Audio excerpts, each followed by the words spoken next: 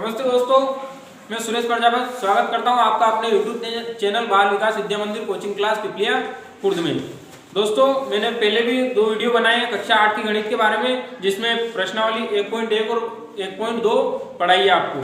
आज मैं आपको प्रश्नावली 2.1 पढ़ाऊंगा, जिसमें आपको कुछ समझ में नहीं आएगा, कुछ गलती हो तो आप कॉमेंट में बता देना, तो वहाँ पे मैं आपको फिर डबल से समझाने की कोशिश करूंगा।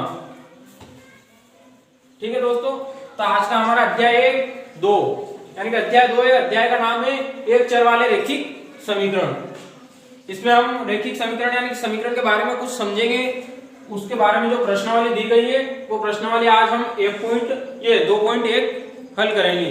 इसके बाद में आगे आगे धीरे धीरे एक एक दो प्रश्नावली हम हल करते चलेंगे। तो ठीक है, आज की जो पहली बात है हमारी कि किसी समीकरण, यहाँ से हम अब प्रश्नावली जो ये अध्याय 2 है इसकी प्रश्नावली 2.1 स्टार्ट करते हैं। कि किसी समीकरण में चर की अधिकतम घात, किसी समीकरण में चर की अधिकतम घात 1 होने पर तो उसे क्या कहेंगे हम? रैखिक समीकरण। अगर किसी समीकरण में चर की अधिकतम घात यानी कि सबसे बड़ी घात कितनी 1 होगी तो उसे क्या कहेंगे हम? रैखिक समीकरण। अगर 2 होगी तो द्विघात समीकरण। किसी भी चर की घात 2 होगी तो उसे क्या कहेंगे हम? द्विघात समीकरण। किसी भी चर की घात 3 होगी तो उसे त्रिघात समीकरण कहेंगे। बस इससे आगे और अगर अपने आएगा किसी भी पार्ट में तो वहां पर मैं डबल से आपको समझा दूंगा, लेकिन यहाँ पर मैं इतना ही समझाता हूँ आपको कि किसी भी चर की घात 1 होने पर रैखिक, 2 होने पर द्विघात और 3 होने पर त्रिघात समीकरण कहलाती है। ठीक है, जैसे ये कौन सी है? रैखिक समीकरण है। x + 2 इसे क्या कहेंगे हम? रैखिक समीकरण, क्योंकि यहाँ पर चर की अधिकतम घात 1 है। यहाँ पर ये चर है। जो सबसे सिंपल तरीका बताता हूँ कि जो ABCD वाले अक्षर होते हैं, जो ये ABCD वाले अक्षर होते हैं, इनको क्या कहते हैं? चर। इनको क्या कहेंगे हम? चर। और जो 1 2 3 4 ये गिनती वाले अक्षर होते हैं, इन्हें क्या कहेंगे? अचर। चर का मतलब ऐसे के ऐसे रहेंगे, इनमें कुछ संशोधन नहीं कर सकते हम, जबकि अचर, इन अचर में संशोधन कर सकते हैं। यहाँ पर हम 2 में 2 का गुणा करेंगे तो 4 हो जाएंगे, यानी कि इन अचर में तो हम संशोधन कर सकते हैं लेकिन चर में संशोधन नहीं कर सकते। ये जैसे के जैसे ही रहेंगे। तो यहाँ पर ये बता रहा हूं कि चर की अधिकतम घात यहाँ पर कितनी है? 2 है, तो 2 होने पर ये द्विघात समीकरण। यहाँ पर चर की अधिकतम घात 3 है। इस 2 से अब यहाँ पर ये छोटी घातें हैं, इनसे कोई हमारा लेना देना नहीं है। जैसे कि यहाँ पर 2 है तो इससे कोई लेना देना नहीं। अब यहाँ बड़ी घात कितनी हो गई? 3। बाद में ये लिखा मैंने कि चर की अधिकतम घात, तो यहाँ पर अधिकतम घात कितनी है? 3 है, इसलिए ये कौन सी समीकरण है? त्रिघात समीकरण। चर की अधिकतम घात 3 है, इसलिए ये त्रिघात समीकरण कहलाएगी। चलो दूसरी बात, समीकरण में एक चर होने पर उसे एक चर वाली रैखिक समीकरण कहेंगे। समीकरण में सिर्फ एक चर, ये यहाँ पर 2 चर है, x भी और y भी है, लेकिन कहीं x हो या सिर्फ y हो, t हो, इन तीनों चारों में से ABCD के 26 अक्षर हो, इन 26 में से कोई सा भी एक अक्षर होने पर, 26 अक्षर में से कोई सा भी एक अक्षर होने पर, किसी भी समीकरण में एक ही अक्षर होगा तो वो कौन सी? एक चर वाली रैखिक समीकरण कहलाएगी। वहां पर यह भी हो सकता है कि x + 2x - 8, ये ऐसी भी समीकरण हो सकती है, लेकिन ये भी कौन सी है? रैखिक समीकरण ही है, क्योंकि इसमें से ये x और x जुड़ जाएंगे तो यहाँ पर 3x - 8 ये ऐसे हो जाएगा। जहां पर ये ABCD वाले एक ही अक्षर हो पूरी समीकरण में तो वो एक चर वाली रैखिक समीकरण कहलाती है। इसी प्रकार तीसरी बात है कि समीकरण के दोनों तरफ यानी कि दोनों पक्षों में हम कोई सी भी संख्या जोड़ सकते हैं या घटा सकते हैं। दोनों पक्षों में एक ही संख्या क्या होनी चाहिए? समान संख्या होनी चाहिए। उसको जोड़ भी सकते हैं और हम घटा भी सकते हैं। मान लो यह समीकरण है 2x + 3 4 बराबर ये 0 मान लो आप। यहाँ पर इसमें मैं बोल दूं या फिर ऐसे 2x - 8 बराबर 9, ये समीकरण मान लेते हैं हम। तो इसमें इधर -2 और इधर भी -2 जोड़ सकते हैं, चिन्ह वो एक ही रहेंगे और एक ही संख्या, समान संख्या जोड़ सकते हैं। माइनस की इधर घटा रहे हैं तो इधर भी घटानी पड़ेगी। ये नहीं कि आप इधर घटा रहे हो तो इधर जोड़ कर दोगे, ऐसा नहीं होगा। तो समीकरण में हम दोनों पक्षों में, समीकरण के दोनों तरफ यानी कि दोनों पक्षों में किसी भी संख्या को जोड़ सकते हैं या घटा सकते हैं। संख्या समान होनी चाहिए, यानी कि एक ही संख्या होनी चाहिए, दोनों पक्षों में दोनों तरफ एक ही संख्या हमें जोड़नी है। चौथी बात है कि समीकरण के दोनों पक्षों में जीरो को छोड़कर क्या करना है, जीरो को छोड़कर किसी भी संख्या का गुणा या भाग दे सकते हैं, यानी कोई सी भी संख्या हो सकती है उसमें गुणा भी कर सकते हैं हम और भाग भी दे सकते हैं, किसी भी संख्या का गुणा कर सकते हैं और किसी भी संख्या का भाग कर सकते हैं। ठीक है दोस्तों, आशा करता हूं आपको ये चारों बातें समझ में आ गई होगी। अगर नहीं आई हो तो आप हमें कमेंट में बता देना, मैं आपको अगले वीडियो में बताने की कोशिश करूंगा। अब स्टार्ट करेंगे हम अपनी प्रश्नावली। प्रश्नावली 2.1। अगर मेरे समझाने के बाद में अगर आपको कोई सी भी प्रश्नावली अगर समझ में नहीं आए थोड़ी बहुत, तो ये उदाहरण देख लेना आप, इनसे समझ में आ जाएगी। फिर भी नहीं आए तो आप कमेंट में बता ही देना, तो मैं यहाँ पर आपको फिर से बताने की कोशिश करूंगा। हाँ, इस प्रश्नावली 2.1 में कुल 12 प्रश्न है, इसमें से मैं पहला प्रश्न अभी करवाऊंगा आपको, ऐसे करके थोड़े बहुत प्रश्न करवाऊंगा। ये प्रश्न नंबर 1।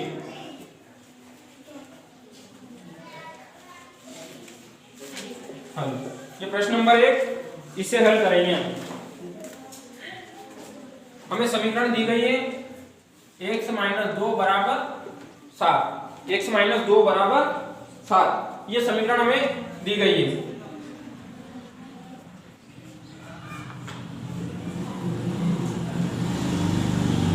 इसे यहां पर लिख देता हूं मैं, दिया गया है। ये क्या किया है, दिया गया है, ये प्रश्नावली, ये समीकरण हमें दी गई है। अब इसको क्या करना है, हमें हल करना है। हल करने के लिए ऐसा कैसे नीचे उतार लो आप, x - 2 बराबर 7, यहां पर लिख दो बात -2 का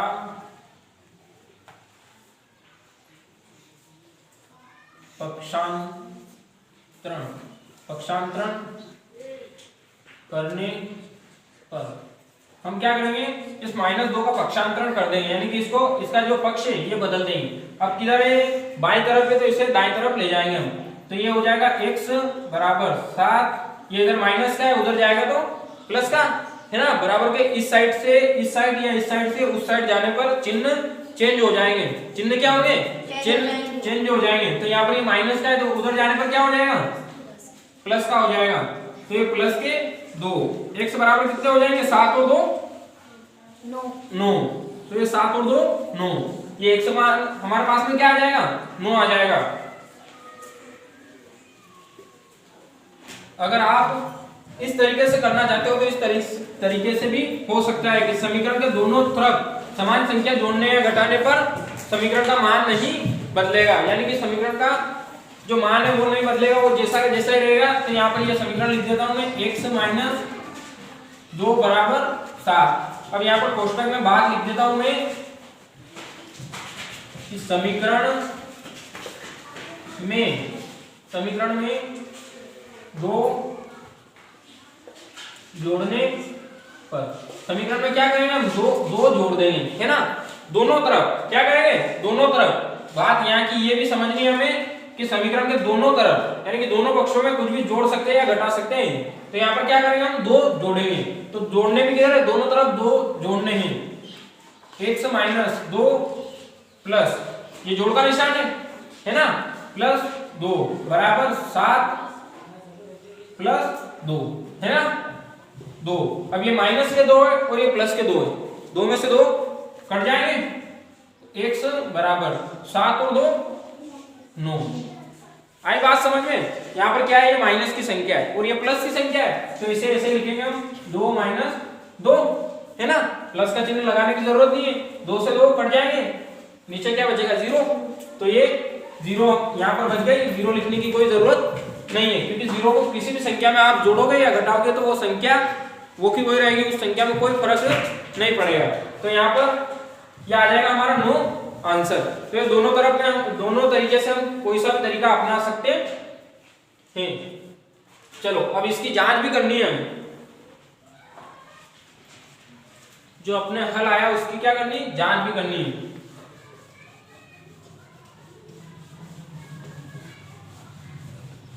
हाँ, जांच करने पर, जांच करने पर अब क्या करेंगे हम, जांच करेंगे इसकी। तो ये समीकरण ऐसी की ऐसी लिख देते हैं, x माइनस 2 बराबर 7। ये क्या है, अपनी समीकरण है, x माइनस 2 बराबर 7। ये समीकरण आ गए अपनी ऐसी ऐसी। अब क्या x का मान क्या है अपने पास में, 9। x का मान 9 ही आया ना, तो ये 9 x की जगह लिखने हैं ना, यहां लिख देता हूं, समीकरण में x का मान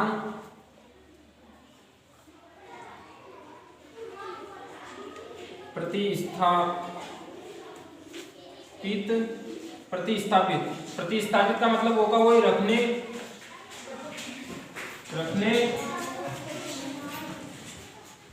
पर।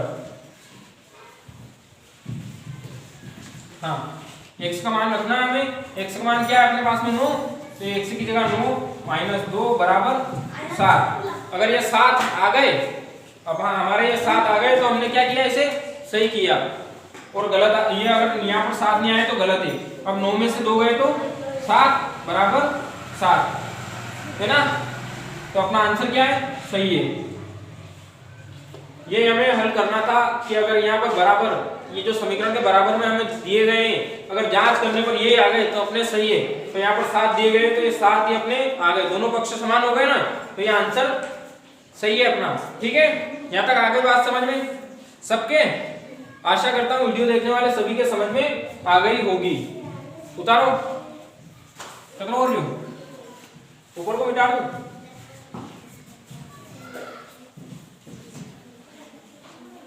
प्रश्न नंबर 2 है नहीं, ये 2 नहीं देखो।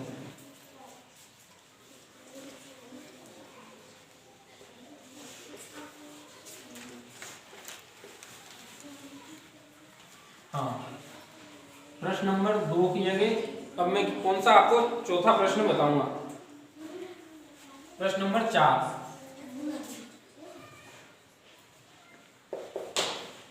हल। अब प्रश्न नंबर 4 को हम हल करेंगे। प्रश्न नंबर 4 में संख्या दी गई है 3/7 प्लस x बराबर 17/7। 3/7 प्लस x बराबर 17/7। ये संख्या हमें दी गई है। अब इसे क्या करना है, हमें हल करना है। ये संख्या तो दिया गया है, ये दिया गया है 3/7 प्लस x बराबर 17/7 है ना। मैंने मिटा दूं,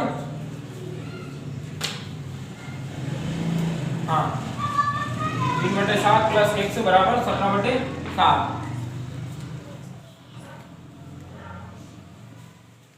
यहां लिख देते हैं 3/7 का पक्षांतरण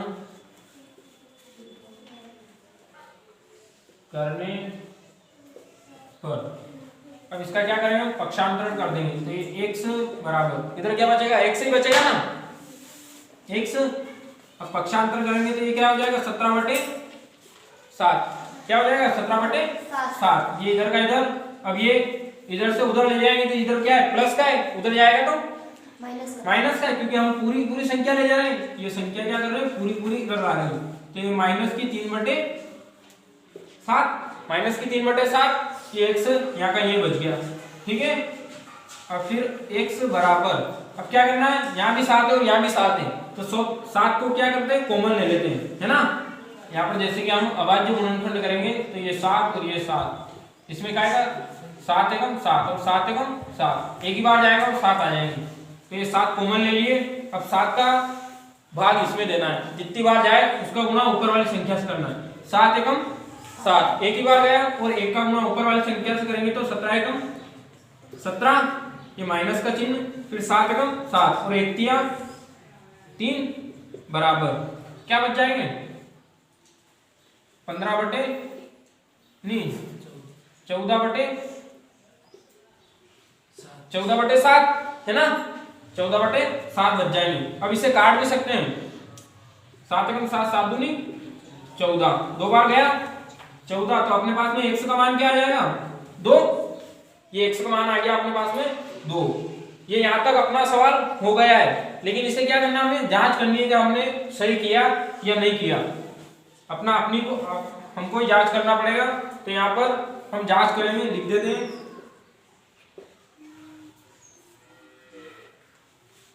जांच करने पर। अब क्या करेंगे, हम जांच करेंगे कि जांच करने पर, तो जांच ये प्रश्न ये जो समीकरण है ये ऐसी कैसी उतार लेते हैं यहाँ 3 बटे 7 प्लस x बराबर 17 बटे 7, 3 बटे 7 प्लस x बराबर 17 बटे 7। ये तो क्या है अपनी समीकरण है ना, ये तो क्या है समीकरण है। अब इसमें मान रखना हमें समीकरण में x का मान रखने या प्रतिस्थापित करने दोनों एक ही है, तो यहां मैं लिख देता हूं रखने पर। कहीं कहीं आपको प्रतिस्थापित करने पर लिखा हुआ भी मिल सकता है, तो रखने और प्रतिस्थापित करने दोनों का मान एक ही होता है। अब x का मान क्या है आपके पास में 2, तो ये x की जगह क्या लिखना है 2 लिख देने है ना। 3 बटे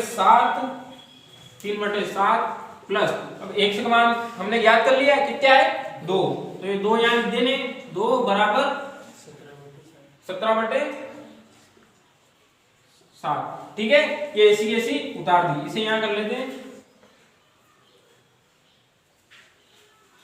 3 बटे 7 प्लस 2 बराबर 17 बटे 7 है ना। अब इसे क्या करते हैं 3 और प्लस इसका क्या करते हैं कॉमन ले लेते हैं, इसके नीचे कुछ नहीं मतलब 1 है। किसी भी संख्या में 1 का भाग देने पर उस संख्या में कोई फर्क नहीं पड़ेगा, जो संख्या है वो की वही रहेगी। तो यहाँ पर क्या है माना कि क्या है 1 है ना, किसी भी संख्या के नीचे कुछ नहीं है मतलब 1 है। तो यहाँ पर हम कॉमन क्या ले लेंगे 7 कॉमन ले लिए। अब 7 एकम 7 एक बार गया, 1 का गुणा ऊपर वाली संख्या से किया तो कितनी बार जाएगा 3 बार, और ये 3 के 3 प्लस अब 1 का इस 7 में भाग दिया तो 7 बार गया, और 7 का गुणा ऊपर वाली संख्या से किया तो 7 दूनी 14, ये 14 बराबर 17 बटे 7। अगर अपने 17 बटे 7 इधर भी आ गया तो सही किया, और नहीं आया तो गलत किया। अब इन दोनों को जोड़ेंगे 3 और 14 कितने हुए 17 बटे 7 बराबर 17 बटे 7। अपना आंसर क्या है सही है। ठीक है, बस ये ऐसे करना है। ये चौथा प्रश्न खत्म। फिर क्या समझ में आए हो, कहीं आए हो सबके आए हो। ठीक है, आशा करता हूँ वीडियो देखने वाले सभी के समझ में आ गया होगा। ताकि तो आइए हम सबके हाँ कटे नहीं आ रहे मतलब तुमको कह दियो डबल बता दूंगा। थोड़ी उताराम पूर्ति कर लीजिए नहीं। अब चौथा प्रश्न में यो अब अड़के 20 का 3-4 प्रश्न था करना है, नहीं अब डायरेक्ट 8वां प्रश्न कराऊंगा, यानी कि 4 प्रश्न और यानी ये था करना है 8वां प्रश्न मैं करा दूंगा। ऊपर को तो उतरी हो नहीं पूर्ति कर लीजिए थोड़ी उतारा में।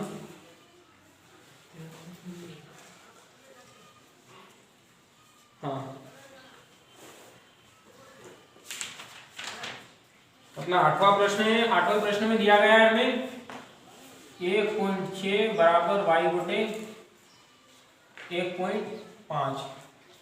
ये हमें दिया गया है 1.6 बराबर y बटे 5। ये इसमें हमें दिया गया है, लिख देते हैं यहाँ पर दिया गया है। उतरी हो सबके, अरे समझ में आया बात तो ठीक, खुद भी कर ही सको यार। हाँ ये हमें दिया गया है, ये प्रश्न ये इसी कैसी यहाँ लिख देते 6 बराबर y बटे 1.5। अब यहाँ 1.5 का पक्षांतरण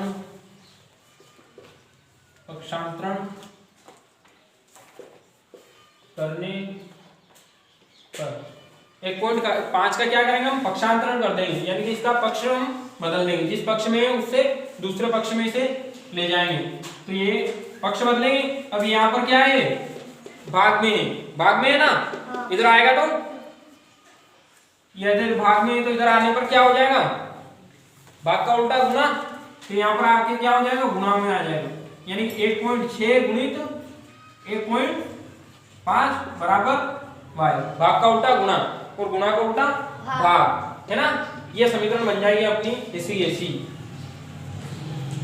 ये मिटा दूं, हाँ। अब मैंने आपको एक वीडियो बना रखा है जिसमें मैंने आपको ये पॉइंटों वाले गुना करने सिखा रखे हैं कि पॉइंट के गुने हम कैसे करेंगे, इनके बारे में समझा रखा है। अगर आपने वो वीडियो नहीं देखा है और आपको ये करना नहीं आता है तो आप उस वीडियो को जाकर देख सकते हो। मैं कुछ नहीं होगा तो आपको डिस्क्रिप्शन में दे दूंगा, तो आप वहां से भी इसे देख सकते हो। अब इसका कहीं अलग गुणा कर लेते हैं हम कि 1.6 और 1.5। दोस्तों उस वीडियो में मैंने ये भी बताया था आपको कि गुणा करते समय कुछ देर के लिए इस पॉइंट को क्या करना है, हमें भूल जाना है। इस पॉइंट को भूल जाएंगे तो यहाँ पर क्या बच जाएंगे, 15 5 75 15 से 90, 90 की 0 हासिल के 9, फिर 15 एकम 15, 15 और 9 24, 3, हाँ 15 और 9 24, ये क्या आ जाएंगे 240। अब क्या है, यहाँ पर भी पॉइंट है और यहाँ पर भी पॉइंट है, दोनों संख्या बीच में पॉइंट है, तो एक और एक कितने हो जाएंगे, दो संख्या छोड़ के हमें क्या करना है, पॉइंट लगा देना है। ये दो संख्या छोड़ के हमने पॉइंट लगा दिया, दो संख्या छोड़ के हमें पॉइंट लगाना है, तो यहाँ पर दो संख्या छोड़ के हमने क्या किया, पॉइंट लगा दिया। अब पॉइंट के बाद में जो जीरो होता है उसका कोई महत्व नहीं होता है, जीरो होने पर उसका कोई महत्व नहीं होता है, तो यहाँ पर हम जीरो हटा देंगे।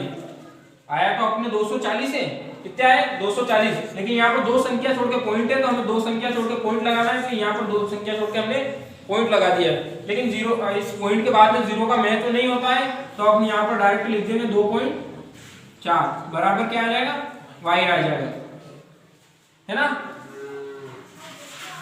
2.4 बराबर y, ये क्या है अपना y का मान आ गया, ये y का मान आ गया। अब क्या करना है, हमें इस समीकरण की जांच करनी है कि ये मान हम सही लेके आए या नहीं लेके आए। ये तो अपना उत्तर तो यहाँ पर आ गया है, उत्तर तो यहाँ पर आ गया, लेकिन इसकी जांच करनी है, तो लिख देते हैं जांच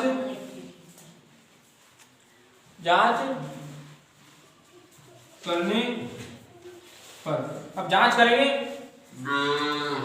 तो समीकरण ऐसी की ऐसी उतार लेते हैं, 1.6 बराबर y बटे 1.5, 1.6 बराबर y बटे 5, ये समीकरण उतार लिया हमने। अब क्या लिखना है यहाँ पर कि y, ये तो है अपनी समीकरण, ये क्या है अपनी समीकरण, जैसी की जैसी उतार ली। अब y का मान समीकरण में रखने या प्रतिस्थापित करने, दोनों में से कुछ भी आप लिख सकते हो कि y का मान समीकरण में रखने पर। तो अब ये यहाँ पर रख देता हूं मैं मान को, ये है अपनी समीकरण 1.6 बराबर y का मान क्या है अपने पास में, y बराबर, इसे इस प्रकार से भी लिख सकते हैं हम, y बराबर 2.4, ये इस प्रकार से भी लिख सकते हैं। अगर इधर की पूरी संख्या इधर लाएंगे और इधर की पूरी संख्या उधर ले जाएंगे तो चिन्ह चेंज नहीं होंगे, केवल एक संख्या इधर की उधर करेंगे तो चिन्ह चेंज होंगे, लेकिन पूरी संख्या इधर की उधर ले जाएंगे तो चिन्ह चेंज नहीं होंगे। जैसे कि यहाँ से संख्या क्या है, y है, ये एक ही संख्या है, तो ये एक ऐसी इधर लिया है और ये इधर की पूरी संख्या इधर ले गए तो चिन्ह चेंज नहीं होंगे। अगर दोनों तरफ की पूरी संख्या आएगी तो चिन्ह चेंज नहीं होंगे। हाँ, तो y का मान क्या है, 2.4 बटे 1.5,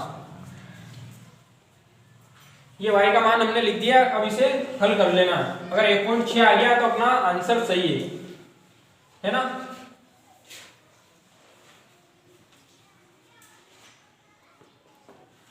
ये क्या है यहाँ पर भाग में, इधर लाएंगे तो गुणे में, तो ये का ये 1.6 गुणित 1.5 बराबर 2.4।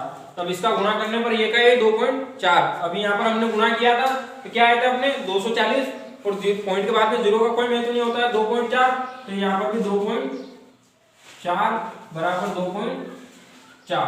ये अपना क्या हो जाएगा, आंसर हो जाएगा। यहाँ पर कुछ नहीं किया, सिर्फ क्या किया हमने, y का मान रख दिया। समीकरण को ऐसे बनाना है, हमें क्या करना है, समीकरण को इस तरह से बनाना है। ये y अकेला रह गया और ये दोनों इधर आ गए। अब इनका गुणा किया तो 2.4 आंसर आए। तो यहाँ पर भी ऐसा कैसा है, अब दोनों तरफ मान समान है तो अपना आंसर क्या है, सही है, अपना आंसर सही है।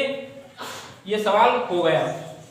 अब इसके बाद में एक दो और छोड़ के और दूसरा प्रश्न में करवा देता हूं। इसके बाद में करेंगे हम 12वां प्रश्न। हाँ, ये आई हो सबके समझ में, कोई बाकी है? आशा करता हूँ वीडियो देखने वाले सभी के समझ में आ गया होगा। अब 12वां प्रश्न में करवाऊंगा आपको।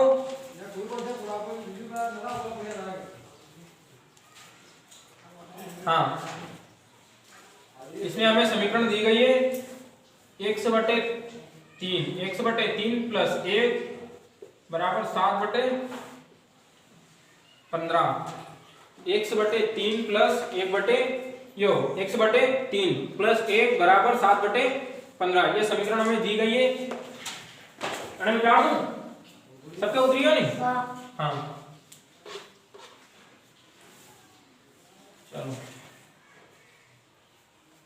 x ये दिया गया हमें कि x/3 प्लस 1 बराबर 7/15।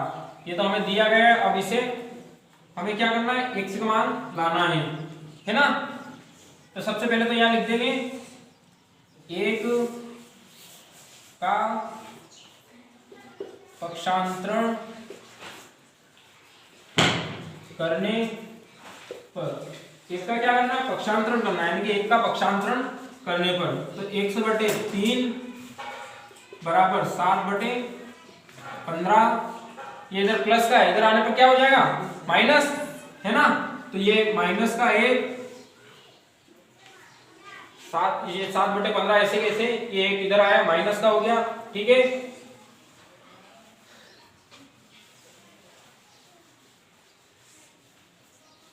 हाँ, अब क्या करना है, इसको पहले तो इससे हल कर लेंगे, उसके बाद में इसे करेंगे। x/3 बराबर, अब क्या करना है, यहाँ पर 15 कॉमन ले लेंगे। क्या करने, 15 को कॉमन ले लेंगे हम, है ना। 15 एकम 15, एक बार भाग गया, एक का गुणा ऊपर वाली संख्या से करेंगे तो 7, एक का गुणा किसी संख्या में करने पर वो की वही संख्या, तो ये 7 के साथ ही। अब यहाँ पर कुछ नहीं है, मतलब क्या है, 1 है, कुछ नहीं है मतलब 1 है, और 1 का भाग इस 15 में देंगे तो कितनी बार जाएगा, 15 बार, है ना। 1 का भाग 15 में देने पर 15 बार जाएगा, और 15 गुना ऊपर वाली संख्या से करना है। 1 का भाग 15 बार जाएगा, और 15 का गुना क्या करना है, हमें ऊपर वाली संख्या से करना है। ऊपर भी क्या है, 1 है। अब 15 गुना 1 से करेंगे तो 15 एकम 15, चिन्ह माइनस का माइनस, और ये 15 एकम 15, ठीक है, बराबर। अब कितने हो जाएंगे, 7। अब 7 क्या है, प्लस के, 7 तो प्लस के और 15 क्या है, माइनस के। इसके चिन्ह चेंज कर देते हैं हम, ये 15 प्लस के मान लेते हैं और 7 माइनस के मान लेते हैं। यहाँ पर कितने बच जाएंगे, 8 बच जाएंगे, 8 बचेंगे। लेकिन क्या किया हमने, चिन्ह चेंज कर दिया, तो अब चिन्ह यहाँ पर क्या आ जाएगा, माइनस का आ जाएगा। तो यहाँ पर बड़ी संख्या माइनस की, इसलिए माइनस के 8/15। यहाँ पर बड़ी संख्या माइनस की है, तो माइनस के 8/15, ठीक है। तो अपने पास में ये बचा है x/3 बराबर माइनस के 8/15, ठीक है। अब क्या करना है हमें, 3 का पक्षांतरण कर देना। 3 का पक्षांतरण, 3 का पक्षांतरण करने पर, अब 3 का पक्षांतरण करेंगे हम। हाँ, 3 का पक्षांतरण करने पर तो x, अब 3 क्या है, इधर भाग में, उधर जाने पर क्या हो जाएगा, गुणा, उधर जाने पर गुणा ही होगा ना। तो माइनस के 8/15 गुणित 3, माइनस के 8/15 गुणित 3। अब x बराबर 8 ली 24 है ना, या तो 8 का गुणा 3 से कर दो या 3 का गुणा 8 से कर दो है ना, तो 3 8 24, चिन्ह होगा माइनस का और 8 3 8 24, ये 24 बटे 15। ये x का मान क्या आ गया अपने पास में, माइनस के 24/15। इसे हम काट भी सकते हैं, क्या कर सकते हैं, इसे हम काट भी सकते हैं। यहाँ पर क्या है, माइनस के 24/15 है, इसमें 2 का भाग तो नहीं जाएगा, 3 का जाएगा, 3 8 24 और 3 5 15। ये क्या हो जाएगा, अपना उत्तर हो जाएगा माइनस के 8/5, माइनस के 8/5। ये क्या हो जाएगा, अपना उत्तर हो जाएगा। इसकी क्या करनी है, अब हमें जांच करनी है कि आंसर हम सही लेके आए या नहीं लेके आए। इसकी क्या करनी है, हमें जांच करनी है। तो इसकी हम जांच करेंगे, चलो जांच करने पर, अब जांच करेंगे हम तो समीकरण ऐसी कैसे उतार लेते हैं, x + 3 यो x/3 + 1 बराबर 7/15। ये क्या है, अपनी समीकरण है ना, ये क्या है, अपनी समीकरण है। ठीक है, अब x का मान इसमें रखना है, तो x का मान प्रतिस्थापित करने या रखने पर, अब रखेंगे x की जगह कितने हैं, यहाँ पर माइनस के 8/5, तो ये माइनस के 8/5 और इसके बटे में कितने, x के बटे में 3, तो ये 3 बराबर, अब बराबर में कितना 1, ये नहीं प्लस में 1 है, सॉरी दोस्तों, ये प्लस में क्या है, अपने 1 है, बराबर 7/15। ठीक है, ये x का मान हमने यहाँ रख दिया है। अब कुछ नहीं करना है, इसका भाग इसमें देंगे और जो बनेगा उसका भाग इसमें देंगे, तो इसका क्या कर सकते हैं, यहाँ डायरेक्ट क्या कर सकते हैं, गुणा कर सकते हैं। तो यहाँ पर हम लिख देंगे माइनस के 8/5 गुणित 3। ये संख्या क्या हो जाएगी, 5 3 गुणे हो जाएंगे और इसमें भाग चला जाएगा। अब ऐसे होने पर प्लस 1 बराबर 7/15, 7/15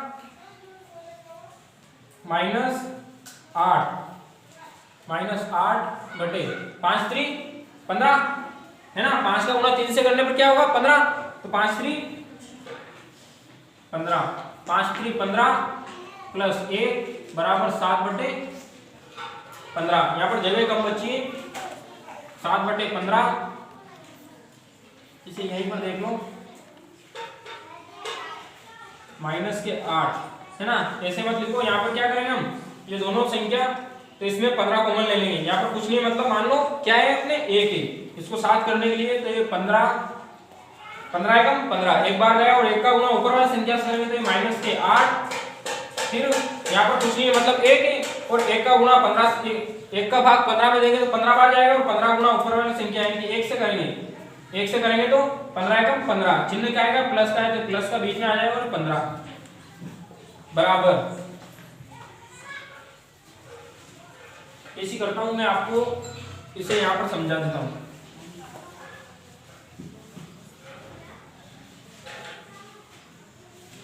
यहां पर देख लो आप, हाँ ये यहां से कि माइनस के 8/5 गुणित 3 प्लस 1 बराबर 7/15। ये हो जाएगा माइनस का 8/15 प्लस 1 बराबर 7/15 है ना। इसको 7 लेने के लिए 15 कॉमन लिए, 15 कॉमन लिए। अब 15 का एक बार गया और 1 का गुणा ऊपर वाली संख्या से किया तो माइनस के 8 प्लस, अब यहाँ पर कुछ नहीं है, मतलब 1 है और 1 का गुणा 1 का भाग हम 15 में देंगे, 15 बार जाएगा। अब 15 गुणा ऊपर वाली संख्या से करेंगे तो 15 एकम 15, 1 का गुणा ऊपर भी क्या है 1 है और 15 का गुणा हमने 1 से किया तो 15 एकम 15 बराबर कितने 7/15 बराबर में 7/15। अब इसमें से यहाँ पर ये माइनस की संख्या और ये प्लस की संख्या, प्लस की संख्या बड़ी है और माइनस की संख्या छोटी है, तो 15 - 8, 15 - 8 करेंगे कितने बच जाएंगे 7। तो यहाँ पर लिखने हमें 7 और बड़ी संख्या प्लस की है तो प्लस का चिन्ह आ जाएगा 7/15 बराबर 7/15। ये अपना क्या हो जाएगा, यहाँ पर आंसर हो जाएगा, यानी कि ये हमने दोनों तरफ क्या समान संख्या लेके आ गए, तो ये सवाल हमने सही किया, मतलब है ना। समझ में आयो? कभी आई के उतार जो समझ में नहीं आए तो एक वक्त और समझा लो आइयो। ठीक है, आशा करता हूँ वीडियो देखने वाले सभी के समझ में आ गया होगा। अगर नहीं आए तो आप हमें कमेंट में बता देना कि हमारे यहाँ पर समझ में नहीं आया। ये यहाँ पर कुछ नहीं किया मैंने, ऐसी की ऐसी संख्या उठा के यहाँ लेके आ गया और आपको समझा दिया। ये हमने यहाँ जांच की है, इसका आंसर मैंने मिटा दिया है इधर का। आप वीडियो थोड़ा सा पीछे लेकर वापस देख सकते हो। ठीक है, आशा करता हूँ इसमें जो भी प्रश्न मैंने समझाया वो आपके समझ में आए। अगर आपके समझ में नहीं आए तो आप कमेंट में बताना, और वीडियो अच्छा लगे तो लाइक करना, शेयर करना और हमारे चैनल को सब्सक्राइब जरूर करना। धन्यवाद।